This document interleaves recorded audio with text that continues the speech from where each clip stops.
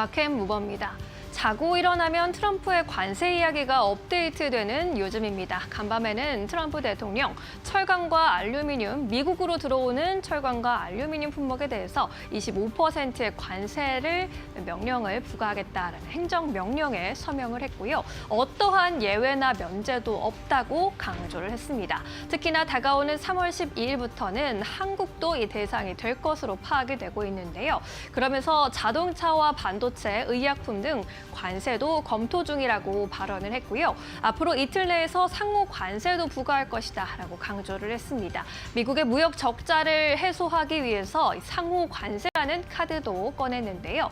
현재 보편 관세는 세계 모든 국가의 모든 수입함에 일정한 관세를 부과하는 것이지만 상호 관세는 상대 국가가 부과하는 관세율의 수준에 맞춰서 동등한 관세를 부과하는 것입니다. 전문가들은 이 상호 관세에 타격을 하고 있는 부분은 유럽연합이다라는 분석들 내놓고 있습니다. 우리나라의 경우에는 FTA 자유무역 협정으로 인해서 대부분의 미국산 수입품에 무관세를 적용하고 있는 상황이죠. 이에 따라 상호 관세의 영향에서는 자유로울 수 있다라는 분석도 나옵니다. 하지만 사상 최대의 대미 무역 흑자를 기록하고 있는 만큼 앞으로의 관세 전쟁 우려에서 자유로울 수는 없는 상황입니다. 그럼에도 불구하고 아직까지는 시장에 미치는 영향이 크지는 않는 것으로도 파악이 되고 있는데요. 외신에서 어떤 분석도 나오고 있는지도 함께 체크해 보도록 하겠습니다.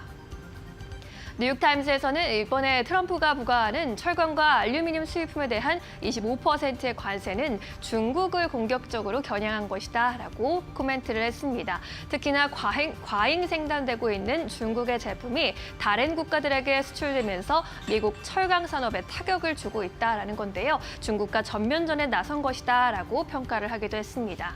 파이낸셜 타임스에서는 시장이 트럼프가 관세에 있어서 허세를 부린다라고 생각한다면서 혹은 관세 영향이 제한적이다라고 평가를 했습니다. 크게 지르고 난 후에 협상을 하는 트럼프의 방식에 점점 더 익숙해지고 있다라는 내용입니다. 블룸버그에서는 일본의 이시바 총리가 트럼프와 협력하는 방법을 보여줬다라는 내용을 또 사설로 쓰기도 했는데요. 트럼프와 일본 이시바 총리가 함께 일 정상회담에서 있었던 기브앤테이크 전략이 결국에는 키가 된다라는 이야기였습니다.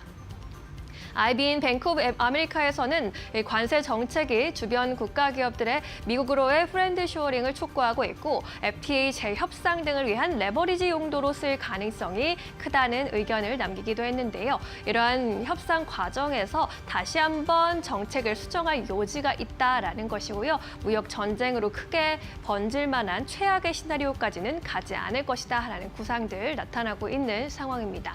다시금 불거지고 있는 관세 우려 속에서 앞으로 우리나라의 셈법도 복잡해지고 있는데요. 우리나라의 협상 능력이 다시 한번 빛을 발해야 하는 시점으로 풀이되고 있습니다. 지금까지 마켓무버 전해드렸습니다. 네, 이어서 오늘 시장에서 핫한 기업들 이슈들 함께 이야기 나눠보도록 하겠습니다. 오늘 두 분과 함께 해볼 텐데요. 지심포의 박근호 이사, SCTV의 이민 전문가 모시고 이야기 나눠보도록 하겠습니다. 안녕하십니까? 안녕하십니까? 네, 오늘 두 분과는 어떠한 이야기를 나눠보면 좋을까요? 지금 바로 주제 공개해 보도록 하겠습니다. 오늘 아침부터 핫했던 기업입니다. 한화 에어로스페이스일까요? 호실적을 발표하면서 주가가 급등세를 보였습니다. 항공 우주 쪽이 사실 지난해부터 꽤나 강했는데 다시 한번 숫자로 증명을 하고 있고요. 이에 따라서 아마 많은 분들이 그럼 이제 항공 우주 쪽도 한번 볼까 하고 다시 고민하시는 분들이 있을 것 같습니다. 탑픽이 있으신지 이야기 들어보도록 하겠습니다. 먼저 박근호 이사님. 저는 좀 약간 개별주, 정말 오랜만에 개별 처음인 것 같은데 개별주 한번 갖고 왔습니다. 파이버 프로라는 종목을 하도록 하겠습니다. 네, 파이버 프로 가지고 오셨어요. 그렇다면은 이민 전문가님은 탑픽으로 어떤 종목을 꼽으시나요?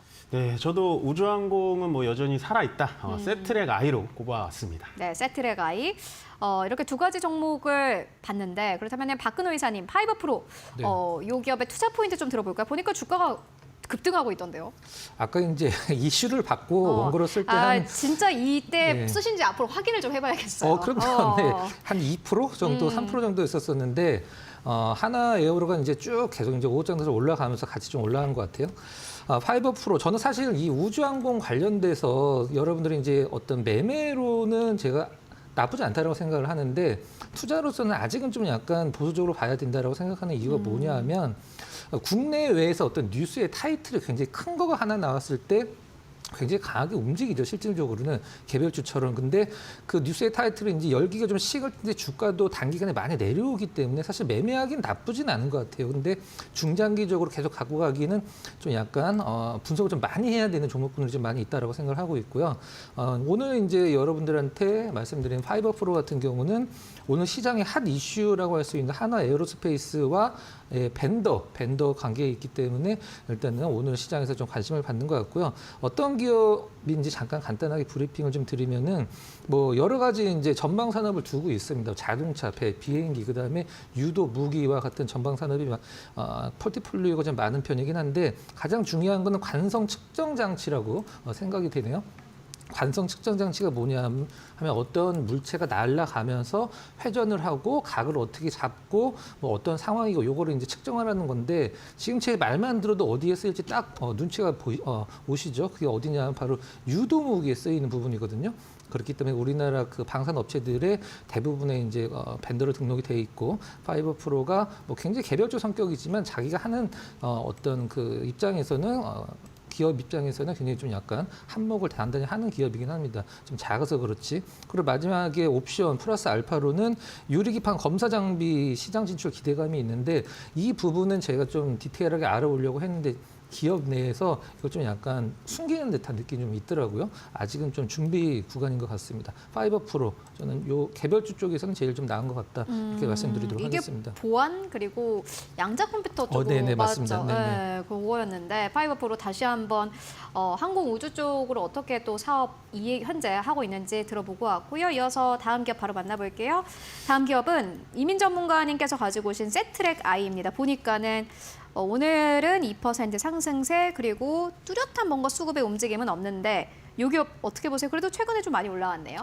네, 우주항공으로 본다면 이제 사람들이 이제 하나 에어로스페이스 쪽만 좀 보고 있는데 실질적으로 요즘에 시장의 움직이는 방향성을 좀 잘 봐야 될 것 같습니다. 우주항공 뭐 종전에도 말씀하셨지만 우주항공 분야에 대해서는 솔직히 저는 나쁜 게 없다라고 생각이 들고요. 더군다나 요즘 시장이 움직이는 방향성을 좀 살펴본다면 트럼프 대통령의 한마디에 따라서 우주항공이 좀 움직이고 있다.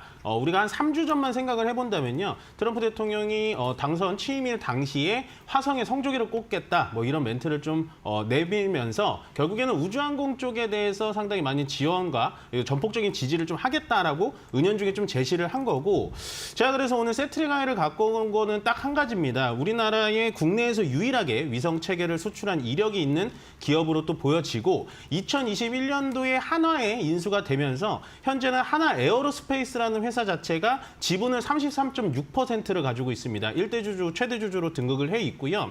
그래서 실질적으로 우주항공 쪽에 대해서 좀 관심이 있다. 우주항공 나도 좀 보고 싶은데 라는 분들은 하나 에어로스페이스를 좀 따라가기는 힘들지만 거기에 따라서 세트랙 I도 같은 움직임을 보여줄 확률이 굉장히 높다라는 점만 체크를 해주시면 될 것 같고 더군다나 이번에 이제 다음 달에 계획되어 있는 세트랙 I의 관측 위성이 있습니다. 이 이름이 이제 스페이스 IT라는 건데요.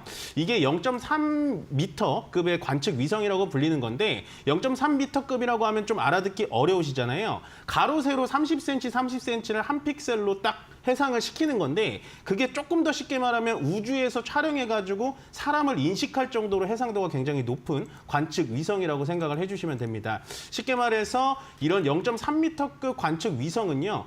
미국과 프랑스, 이스라엘 같은 위성의 강대국들만 좀 가지고 있는 기술력이라고 보시면 되는데 그 기술력을 세트랙 I도 가지고 있다 정도만 챙기시면 될 것 같고 마지막으로 좀 실적을 살펴보자면 세트랙 I 실적이 여태까지는 좋지 않았습니다. 2024년도 2분기까지는 계속해서 적자가 나왔어요. 그렇지만 하나라는 뒷배가 있기 때문에 괜찮았고 보시면 2024년도 3분기와 4분기에 연속 흑자의 금액은 좀 작습니다만은 흑자가 좀 나와주면서 이번에 이 스페이스 IT를 좀 발송을 시키고 스페이스 X에 태우는 겁니다. 스페이스 X 로켓에 태워서 발송을 시키면은 거기서 연간에 한 100억 원 정도의 흑자가 좀 날 수 있지 않을까. 앞으로도 계속해서 지켜봐야 될 종목이지 않을까라고 생각합니다. 네, 실적을 좀 잘 볼 필요가 있겠다라는 생각이 사실 들었는데 앞으로 흑자 전환에 대한 기대감을 보는 기업도 세트랙 I로 꼽아볼 수 있겠고요. 또 앞서서 박근호 이사님께서 가지고 오신 파이버 프로 같은 경우에도 역시나 마찬가지로 전체적으로 좀 시장에서 주목을 받고 있는 기업이기도 합니다. 앞으로 주목해 보시면 좋을 것 같습니다.